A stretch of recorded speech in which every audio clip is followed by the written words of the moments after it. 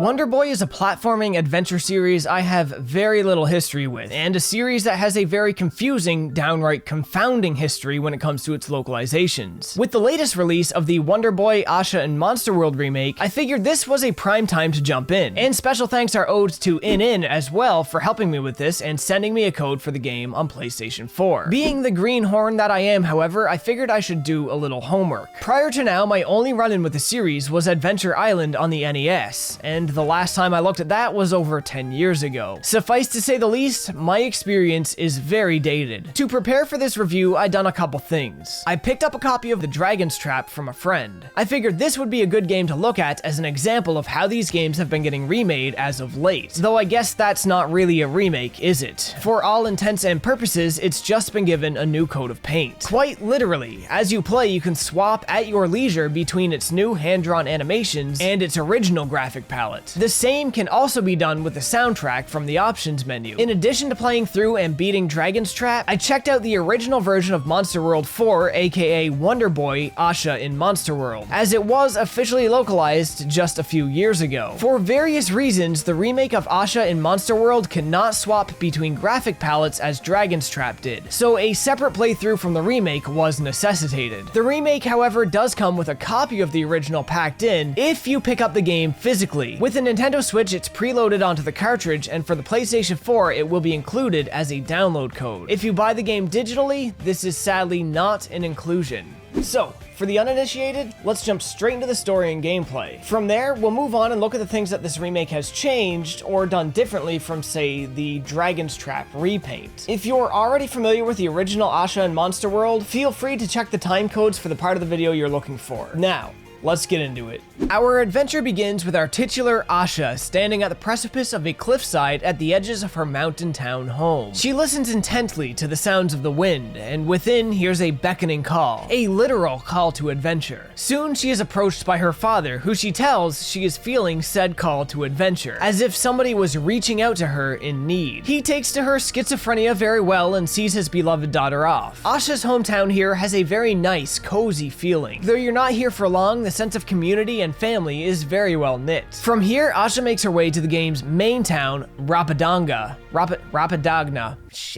From here, Asha makes her way to the game's main town, Rapadagna. She meets with the queen, who sends her out on a journey to investigate certain hot points where monsters have been originating from. The same places the voices Asha heard on the wind originated as well. Before properly starting her quest, however, Asha enlists two companions to aid her. A genie who can immediately return us to Rapadagna at a simple rub of the lamp, and a small creature known as Pepe Magoo. Pepe Mr. Magoo. As opposed to Dragon's Trap, the only other Wonder Boy game I played, we do not have animal transformations to aid in or mix up our platforming and adventuring with. But this is where Pepe Magoo comes in. Pepe Magoo has a number of uses which will change over the course of the adventure from one dungeon to the next, and he's one of this title's greatest assets when exploring. From a simple jump and call, Pepe can be used to hover about or double jump to reach new heights. He can be thrown long distances and be used to interact with world objects in various useful ways to enhance the game's platforming and puzzle-solving elements. Provided you have an elixir in your inventory, Pepe can also revive you upon death. The combat in the game is a simple set of affairs, but for a game still retaining the bulk of its retro identity, it's pretty decent. Asha is a sword user, so our attacks mainly consist of simple slashes, though this also lifts a page from Zelda 2 and incorporates up and down thrusts while jumping, which can be used to pogo across enemies DuckTales style. Weapons also have a secondary attack known as a magical strike, which needs to be charged up for every use. The swords don't have very much reach, so thankfully most enemies do not do damage to you at a single touch. Rather, Asha will rebound off of them. The enemy variety in this game isn't huge, but with the game's rather short runtime, 4 hours on a blind playthrough, 5 at most to 100% it, it's enough for the length. A good deal of them require unique enough strategies too, that the variety lacking in your moveset is somewhat made up for. We also have shields shields, which can block enemy attacks and have different elemental defense properties, and accessories can be equipped to raise your maximum health pool beyond the hearts we see here in blue. The blue ones are granted to the player with every 10 life drops acquired. But that's really about it for the combat. It's not much, but it does the trick and is slightly expanded over the original release. In terms of the level design, having only played Dragon's Trap before this, I have to say, this is a significant improvement. In fact, I don't think it's even close. Now, Asha is still not incredible in this regard, and it still has some dungeons like that of the Ice Palace that leave a bit to be desired, but Dragon's Trap to me was simply underwhelming too much of the time. Too many areas that are literally just straight lines with enemies haphazardly stamped around. In saying that though, there are fundamental differences in the design philosophy that may make one or the other appeal to you more, and at that, I'd have to concede that this is ultimately going to be a matter of preference. The world of Dragon's Trap was structured a little more like a Metroidvania. You get a new power-up or ability, you backtrack, open new paths in old areas, and find new secrets. Though the level design itself was often rather poor, that sense of exploration may be more up your alley. Where Asha improved on the level design, it is a very, very linear game by comparison. Once you arrive at the main town, you simply teleport to new areas. You conquer the dungeon, then revisit the town, rinse and repeat until all 4 main dungeons are beat, in the set order that they get unlocked in. It's true in the dungeons and in the main town, there's things to be found and hidden around, but unless you're looking to 100% the game by collecting every life drop, there's never really a reason to revisit the old dungeons. And I want to say basically every life drop in the game is accessible your first time coming across it. Each dungeon in Asha feels distinct. They have fun puzzles and riddles, some of which actually required me to bust out the pen and the pad, and they have some fun boss battles, which I guess ultimately boil down to attack the sensitive area, but still offer a unique experience. I also rather liked the structure and revisiting the town between each dungeon. The NPC dialogue swaps out on every subsequent visit, and you tend to get attached to the little community stories unfolding, shallow though they may be. Unfortunately, some of the lesser NPCs share dialogue, but it's still not a bad showing. All in, I actually enjoyed Asha quite a bit more than Dragon's Trap, which may be an unpopular opinion. I don't really know, but it is what it is.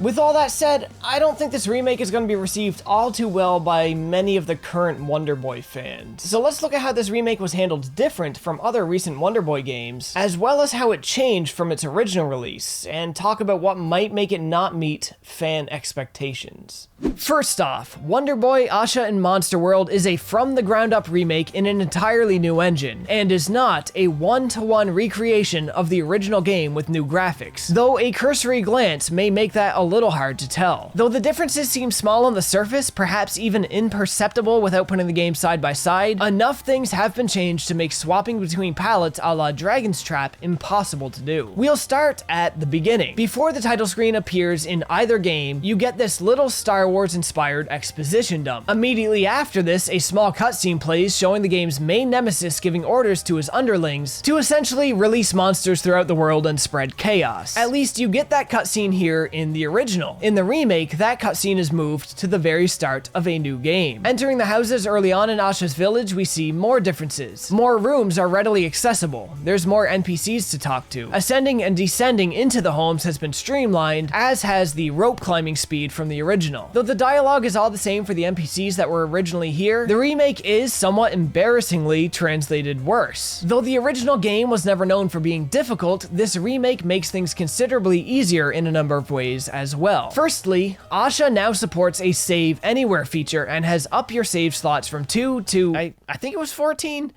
Sure, let's go with that. From 2 to 14. Maybe it was 12. With Save Anywhere, we've ensured that you can brute force any obstacle without setting yourself very far back. But be warned, there is no autosave, so saving is entirely on you. With the increased life drops, we can more easily raise our max life and take more hits. And with the increased coins, we can more easily purchase high-level armor, weapons, and accessories. We can also more easily purchase elixirs, though the game provides enough of them as it is. Further, a very welcome improvement over the original, you no longer lose your last equipped gear if you buy new gear. It is always in your inventory ready to be switched back to if you so desire. And you may in fact desire to do this, as different weapons have different balances, and different shields have different elemental blocking properties. This remake also added a new function to the weapons I found was a very welcome addition, the earlier mentioned Magical Strike. Every sword has 2 sets of damage, their base damage and their Magical Strike damage. Magical Strike is of course always higher than your base attack. In order to get a magical strike, you must charge this meter down here by striking the enemies. How many times you need to hit an enemy to charge it up is dependent on the sword. This is a cool feature, and it actually pushed me once or twice towards using the lowest powered sword in the game because it also had the strongest magical attack and at a low cost to get it. This made it very useful against bosses, however it was not as useful in standard encounters. Though these changes may not seem huge on the surface, they do change a lot for the ease of playability. In some places it's for the best, but in some other places it maybe pushes things towards being a little too easy. In terms of the game's technical aspects, the performance on PlayStation 4 is a pretty solid 60. On Switch, from what I understand, it attempts to run at 60 but tends to average out around 45. Locking that to 30 would have probably been the better bet. Control in the game is really tight. Asha really just feels good to move around. She's incredibly zippy, and I rather like that. The animation might be a little stiff, but it's nothing hard to get past. The music and sound effects are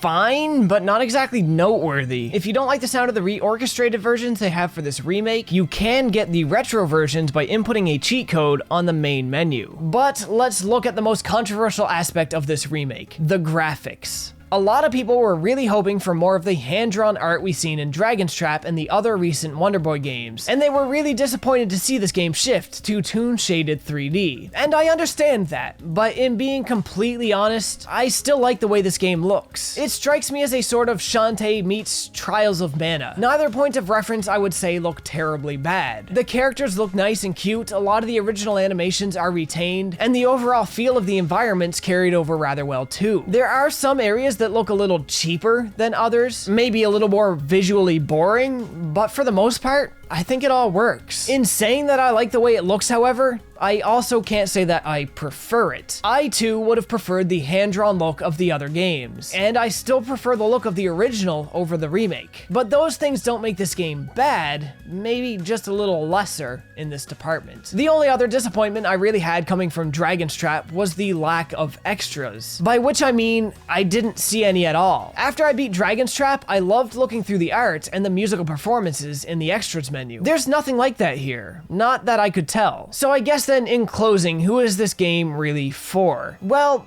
Asha, while an alright game on its own, may have a hard time finding its audience. If picked up expecting something comparable to a modern platformer, say Mario Odyssey, Rayman Legends, or even A Hat in Time, this will undoubtedly be a disappointment. Meanwhile, for the fans of current Wonder Boy or the original Asha and Monster World, they may not be let down by the level design or the length. It is comparable in length to Dragon's Trap after all, but they might be let down by the visual direction this entry has taken. So it seems to me the best audience is in the die-hard Wonder Boy fans who have to have everything and want everything in the series and want the series to succeed, especially considering the light sequel bait at the end of this one. And for people who, perhaps like myself, have a curiosity about the series, people who have never played one and have no issue setting their expectations to retro mode when trying it out. If that sounds like you, there is a link in the description to pick the game up. It's not an affiliate link, I do not profit from it, it's just there for you.